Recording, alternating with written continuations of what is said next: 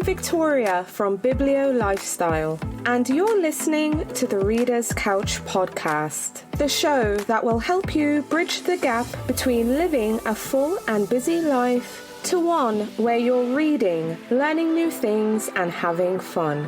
Today on the couch, I'm so excited to welcome author Rufaro Faith Mazarura to talk about her novel, Let the Games Begin. In Let the Games Begin, we meet Olivia, a 20-something go-getter who's been working to achieve her childhood dream of working at the Olympics. And we also meet Ezekiel, an accomplished sprinter who has already medaled, but this year he is going for the gold. And we see these two meet in the Olympic Village and the genuine connection and the light, flirty banter that sparks between them. But in addition to them getting to know each other and the romance that we see blossom, we also see them navigate both personal and professional challenges. Plus, as readers, we get transported to and feel the excitement of the Olympic Games, and we get lots of humor and light-heartedness. But before we get into the episode, please take a few seconds to subscribe, rate, and review the show. It really helps the podcast. And if you have something you'd like to share, click that send me a text link in the show's description and let me know. Are you excited for the Olympic Games? Now, I know the real-life Olympic Games is happening in Paris this year. But in the novel, we are going to the home of the Olympics. So we're going to Greece, which is really exciting. So tell me your Olympic plans. Tell me if you've read Let the Games Begin. Let me know if you have any Olympic travel plans or watch plans with your friends and family. Or if you just want to share the latest book you read and loved, let me know. So click that send me a text link in the show's description and tell me all about it. Alrighty, listeners, thanks in advance. And now onto the episode with author Rufaro Faith Mazarura. Hi friends, welcome again to the Reader's Couch. I'm your host, Victoria Wood, and here on the couch with me to talk about her debut novel, Let the Games Begin, is author Rufaro Faith Mazarura. Hi Rufaro, welcome to the Reader's Couch. Hi Victoria, it's so nice to join you today. Yay, I'm thrilled to have you on. Can't wait to talk about Let the Games Begin. But how are you feeling first and foremost? This is your debut novel. It's out there. Readers can walk into a bookstore, go to their library and get their hands on a copy of your book. What has the experience been like? How are you feeling? I'm feeling so good right now. I feel like summer is like my favorite season in the year. So like the book is coming out and it's also an Olympic year. So I'm going to Paris for a few of the different Olympic dates. And yeah, I feel really good about it. Like I'm looking at the book's cover right now and I just feel transported into that world. So yeah, it's a brilliant time. Great summer. I'm really excited. It is a great time. It's such a great time. And I was lucky to be chatting about your book as one of just a couple books to look forward to this summer. And I remember sharing my pitch with my local TV station people that, hey, if you're not going to the Olympics this summer, because I'm not going to Paris this year, then I recommend you pick up this book. So we won't be in Paris, we'll be in Greece, we'll be in Athens, which is the home of the Olympics. But yeah, so for folks listening, that has been my pitch that, hey, if you're not going to the Olympics, but you want to get all the vibes, pick up Let the Games Begin because it will transport you there. But I'm excited that you're going to Paris. Tell us about it. Yeah, no, for sure. So I've always wanted to go to the Olympics. So I remember when I was younger, I remember watching the 2012 London Olympics and I live in the UK and I was like, oh my gosh, like if they ever come to Europe, I've got to go. So as soon as it was announced that it was happening in Paris, I was like, save up your money, make it happen, girl. So I'm going to be going to the opening ceremony, the closing ceremony, and then a few of the individual competitions. So I just feel like it's going to be really fun in Paris. I feel like the atmosphere is going to be great. And yeah, I can't wait. Paris is always a good time, but I can't even imagine with the Olympic Games going on. That is going to be wild. It's going to be insane, so busy, but hopefully just full of celebration and excitement. Yeah, it will be a good time. It will be good vibes.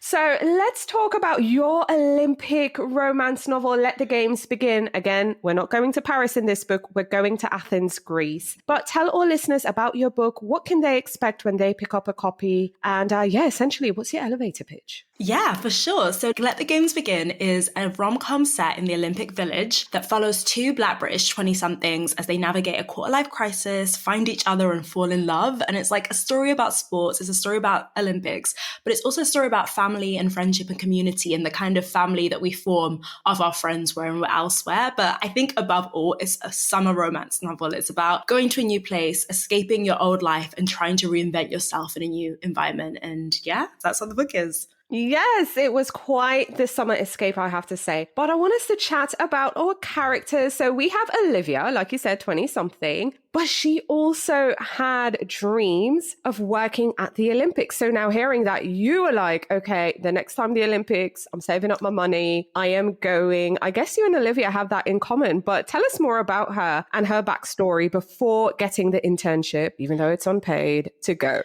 Yeah, so Liv is a super ambitious, witty, driven, early 20-year-old. And basically, she's always dreamed of working at the Olympics. It's something that she grew up watching with her family. And so she spent her whole life trying to do all the building blocks that get her to this dream job. She did a law degree. She interned at loads of media firms, sports firms, law firms, anything that would drive her to this big goal. And I think at the start of the book, it's like a bit aspirational. You're like, oh yeah, Liv, she can do this. But as this book slowly starts to unfold, we start to realize that while this dream is born from ambition, it's also born from this pressure that she puts on herself.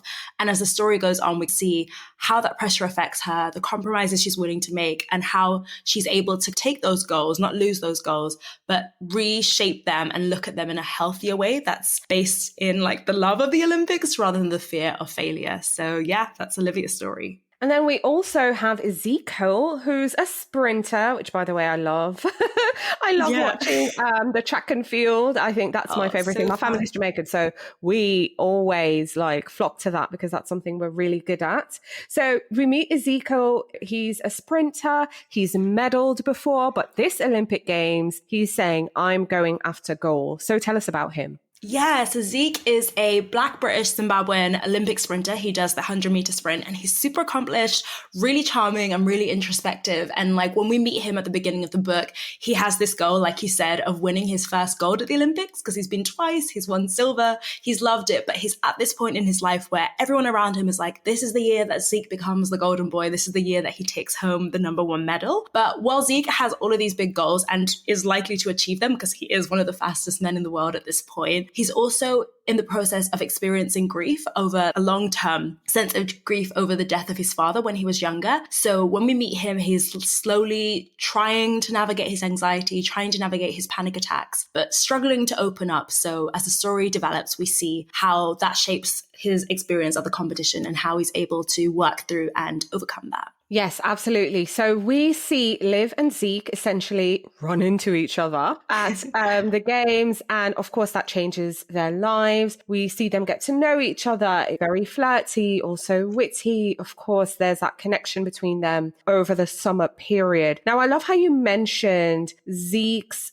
dealing with grief that he has been avoiding for years as it relates to him losing his father. I think that's one of the elements I loved most about this book. It really helped to give us that layered story, but also Liv is dealing with stuff as well because we see her really questioning where her ambition and her aspirations and where all of this comes from. Is this something she truly wants to do, or is it just based on what her family wants for her, their dreams for her, and not necessarily her dream herself? So tell us more about like Liv questioning these things and also your decision as a writer to add these layers, because I think it really helped to make this story just really full and rich. Yeah, definitely. So I came up with this idea for Olivia a few years after I graduated. So I graduated in 2020 and I was reading loads of books about young women in their 20s, like sad girl literature, girls who are like, just graduated, don't know what I'm doing, everything is chaotic. And I really enjoy those books. But while I was reading it, I struggled to relate to those characters and like this sense of burying your head in the sand when things aren't going your way. And I was like, it's really interesting to read this. But when I'm like stressed out or worried, I'm a serial planner. I'll make a 5-year plan, a 10-year plan, or like a super detailed girl to-do list.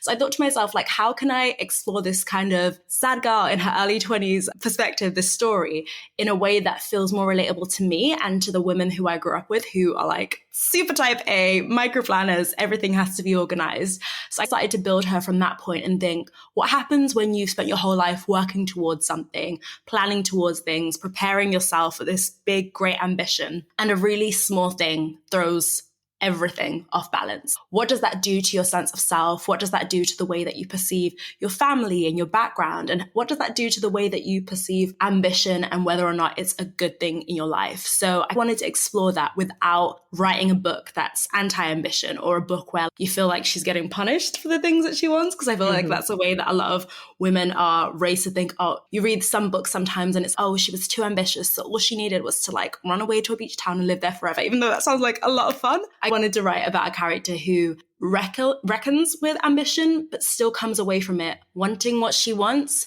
but making sure that she wants it for the right reason. Yes, definitely for the right reasons. I love that because I felt that was super relatable because yes, running away to the beach town sounds good, and being able to do this rehab therapy, relax, just, come to self. I'm like, yeah, that sounds good on paper, but it's not realistic for all of us. So, yeah, so I love seeing that. So I've been pitching this as, again, a romance. You're getting the romance, you get the Olympic vibes, you get these layers that we just talked about. I love that the characters were just also very deeply reflective because, again, we see Zeke being reflective as it relates to losing his father and never really dealing with the grief. But no book, I feel, is good without having friends and fun, charming, just humorous, who also, just offers some lightness to the novel as well, but also sounding boards as well. So tell me about some of the friends in this book and tell me who was your favorite.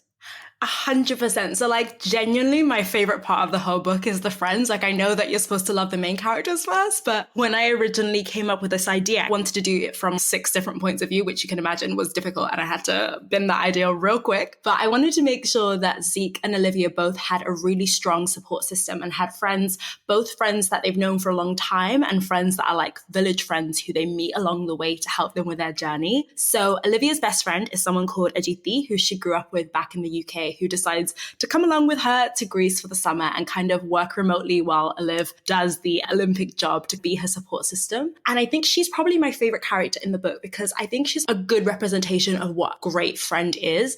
And that is that Aditi, like when Olivia's doing absolutely the wrong things and ranting about things that she shouldn't and just really angry and annoyed, Aditi doesn't try to shut down her emotions or try to tell her to rationalize things, because I think sometimes it's important to have people in your life who know when to just console you and agree with you, even if you're wrong, but then also people who love you enough to ever so slightly, gently sometimes tell you off and tell you to get it together. So I really loved writing her because she perfectly balances those things and she brings out like a youthful, more carefree side in Liv, who's super type A. And I just love the idea of being able to use friends to show different parts of their personality. And Zeke has the same in his best friend Haruki, who's an Olympic swimmer for Team Japan. And he's this really fun, lovable guy who falls in love with everybody he meets, but he kind of pushes Zeke to be more comfortable talking about his emotions and talking about his grief and talking about his anxiety. And I feel like that representation of really strong friendships was important for me because I think that, I just think it's really important to have those characters that bring out the best in you and gently nudge you towards the path you're supposed to be on without judging you. So I really loved writing those characters. Yay, I love that. I love friends in novels, especially when they're done right. So I really appreciated the friends in this book. So I know you said earlier that you've always wanted to go to the Olympics. Mm-hmm. I'm guessing you're from a sports family. People maybe watch sports or you love sports on your own. So I'm curious, outside of you wanting to go to the Olympics, what was the decision or the inspiration for Let the Games Begin? What made you decide to not only pursue your dream to go to the Olympics this year and you're heading off to Paris, but to tell a story set in Greece, in this case, about the Olympics and Olive Olivia and Ezekiel and all their friends? What made you decide to tell this story? Yeah, I've got to admit something, and I hate to say it, but I'm not that athletic of a person in my actual life. I grew up with a dad who loves watching tennis, who loves watching football. Like, the people around me played sport, but in my actual life, I'm not that athletic. But what I absolutely adore is sports films. There's something about a sports film that just taps into a very specific part of my head that just gets emotional when I watch somebody win. I love watching sports stories because it always has this kind of underdog vibe where you're thinking, will they make it? Will they not? They've poured their whole life into this. So when I got the initial inspiration for Let the Games Begin, it was the summer of 2021 when the Tokyo Olympics was happening. And I was just like watching the Olympic opening ceremony, watching certain competitions. But then I fell into a rabbit hole on TikTok and YouTube and started watching different athletes talking about their time in the Olympic Village. And when I watched those interviews, what I was expecting to find was people talking really seriously about like their routine and their diet and all the years they spent training, but they were doing like fun Q&As about the best food in the village, or like the random friends they've met from different countries, or just this idea that the Olympic Village kind of felt like a campus. And I latched onto that idea and thought to myself, like, the Olympic Village is like a university campus, but it's all of these people who are in a similar age group from all around the world who are equally as driven and athletic as each other. So I could imagine that if I was an Olympic athlete in the village, I would fall into this sense of community, that I would meet all these people and have all these really fun, specific moments akin to a university experience.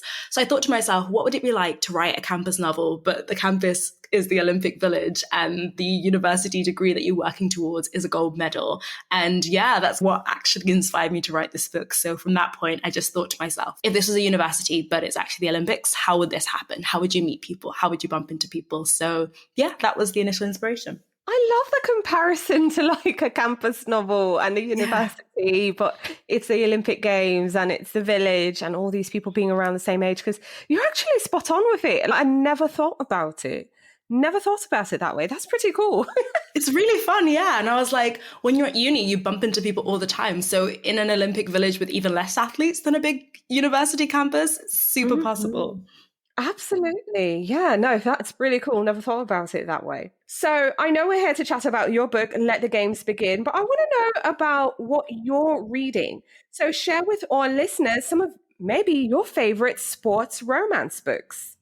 Yeah, so it's not technically a sports romance, but it's definitely a sports novel. And one of my favorites is Carrie Soto is Back by Taylor Jenkins Reid, which follows a retired tennis champion coming back to reclaim her record. But like all throughout her career, she's been called a battle axe. Some people have looked down on her because of her ambition, even though she's been really incredible at her sport. She's like faced prejudice and just awful treatment by the media throughout her whole life. And I read that book for the first time a little while after writing the first draft of Let the Games Begin, but it really inspired me to double down on Olivia's ambition and kind of this idea of what it's like being a woman in a really competitive workplace and wanting things in spite of the fact that sometimes wanting things makes people have big assumptions about you. So I really loved that. And I'm also right now in the middle of reading a book called Headshot by Rita Bullwinkle, which follows I think 8 different teenage girls who are professional boxers. And it's told over the day of just a few championship tournaments. And it goes into their heads as they're playing the sport. And yeah, it's just really brilliant. I love how ambitious and how driven athletes are. So it's been really fun reading books about them and thinking about how it applies to the life of an ordinary person who isn't in high-level athletics. Oh, I love hearing that. And I read Headshots. I loved it. Yes. Absolutely loved it. And So reading good. about these girls over this tournament. And there's a sister duo in there. Is it sister or cousins? I think it's sisters, yeah. I think it's sisters. Yeah, sisters.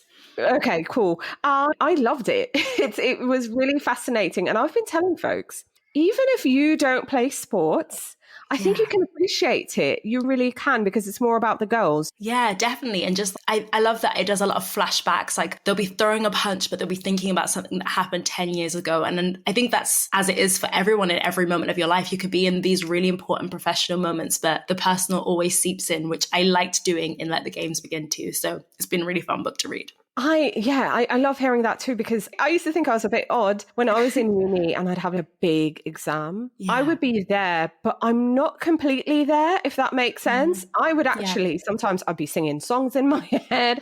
I'd be replaying like a party we went to or something just completely off. And I know to some it might seem a bit odd because it's like, you should be concentrating on what you're doing, similar to the girls concentrating on their tournament. But sometimes your mind is elsewhere, but you're still there in the present.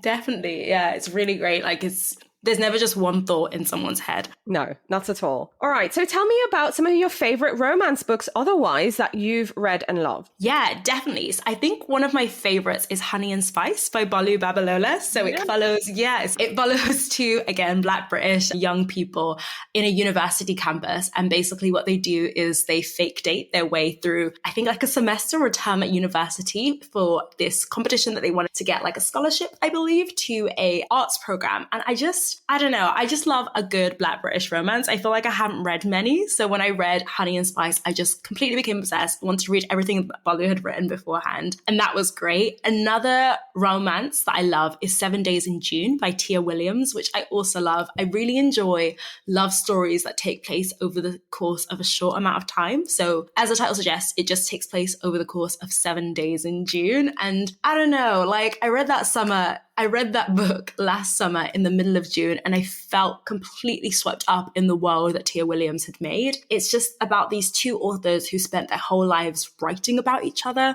who find each other again in their mid-30s, and they have this 1 week long affair. And it's just really brilliant. It's just a perfect book, absolutely perfect book. And another book that I like, which is very different to Let the Games Begin, but in my head taps into the same thing that I love, and that's Crazy Rich Asians by Kevin Kwan.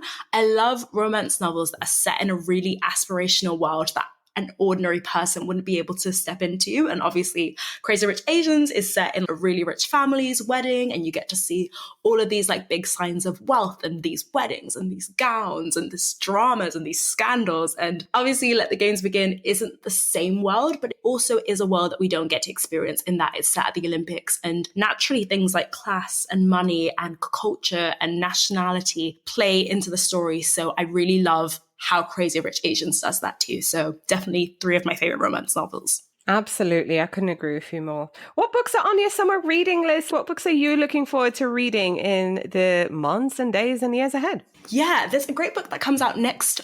I think it will probably be out by the time that this podcast interview comes out. And it's a young adult novel by Abiola Bello called The Love Dare. And it is a YA love story set at Notting Hill Carnival. And I read the description for it and I was like, oh, this sounds right up my street. So I'm really excited to read that. And then I also have another book on my shelf called The Celebrants by Stephen Rowley, which is about a group of college friends who meet, I think, at this house in Big Sur every year and throw each other living funerals. And I think it's about how their friendships evolve over time. And I really love a book that takes place somewhere new, somewhere exciting with a fun group of friends. So those are my top 2 for this summer. Hey, amazing. Now I have to go find that one. Nothing in Carnival. I love that. Yes, it's so cool. It's got a gorgeous cover. You'll love it. Great. I'm really excited. Okay. We also love indie bookstores on this show. So share with our listeners some of your favorite local indies. Yeah, so one that I've been to for the first time recently is one in London in an area called Finsbury Park, which is called New Beacon Books. And New Beacon Books is one of the first Black British bookstores in the country. And I think, don't quote me, but I'm pretty sure it was founded by the same people who founded Bogle Le Overture, which was was Britain's first Black British publisher. So I went there for the first time in Finsbury Park, and it's a really cute, small bookshop. And it has such an interesting range of Black written books by people from all around the world, fiction and non-fiction. So I really love that. And there's another independent bookshop in London, in Islington, I believe, called Book Bar, which is what the name suggests. It's a bookshop and it's also a bar at night. They do really great events. They have a really fun selection of books, and it's like a fun place to go and sit for a couple of hours, buy a book, drink something at the cafe, get a glass of wine, do as you please, and just hang out with friends. And it has a really nice atmosphere. So yeah, those are 2 of my favorites. Awesome. So getting back to your book, Let the Games Begin. Again, I know you've done your job, you've written the book, it's out there, and I really think it will transport readers to the Olympic Games in Greece. I think it will give them a layered story. It will also give them a great romance and lots of fun friends. But what are you hoping readers might think or feel after they've turned the last page?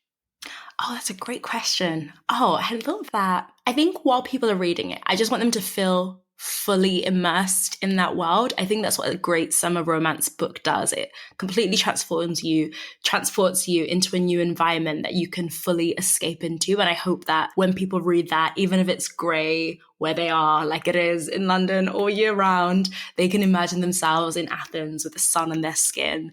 And then I think when the book ends, I don't know, I think without spoiling any of the book, I think one of the most important lessons that both Olivia and Zeke learn is to just be a little bit kinder to themselves, to want the things they want, strive towards the life that they want, but to do it because they love the thing that they're striving towards, and to be able to enjoy the process and enjoy your friends and enjoy your family while you're there. So I think, yeah, that's the key thing, just to be a little kinder to yourself, to allow the summer or the autumn or whatever season is your favorite to change you a little bit and allow you to be softer and kinder to yourself. Yes, I love that. Definitely be kinder to yourself. Rufaro, thank you so much for coming on the show and speaking with me. This has been so much fun. Yeah, I love chatting to you. It's been really brilliant. And thank you so much for including me on your summer reading list. Yay, of course. Thank you so much for listening to the Reader's Couch podcast. Please subscribe to the show, share it with a friend, and take a few seconds to leave a rating and review. Until next time, stay lounging, stay reading, and whenever you're in doubt, go straight to your local bookstore or library. Thanks again for listening, and happy reading.